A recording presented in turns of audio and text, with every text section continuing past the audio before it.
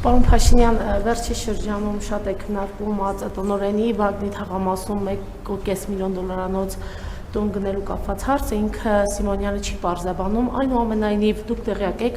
այդ տնից, տան հիմնական մեխանն է, որ $1.5 միլիոն է տունը, ինչպես է ԱԾՏ-նորենը այն ձեռք բերել, ինչ միջոցներով է ձեռք բերել, կարծում եմ սա հանրության համար հետաքրքիր տեղեկատվություն կլինի։ Եվ մեկ հարց էլ ներկուսակցական ձեր քարոզարշավի շրջանակում մի քաղաքացու ասում էիք,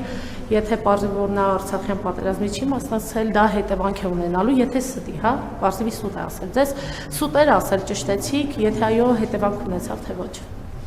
Սուտ էր ասել, այո, ճշտեցինք, հետևանքն են, որ հրապարակային ասինք, որ ստախոս է, սուտ է ասել։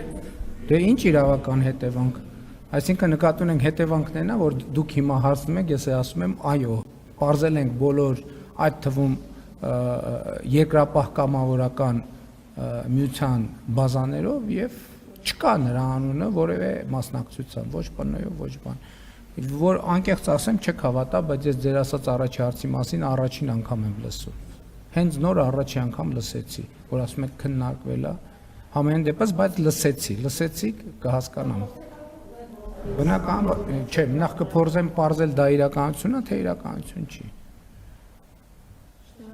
Եթե կպարզվի իրականությունը, հաջորդ հարցը։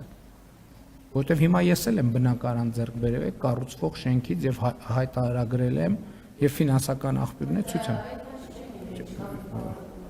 Չէ, այդքան չի։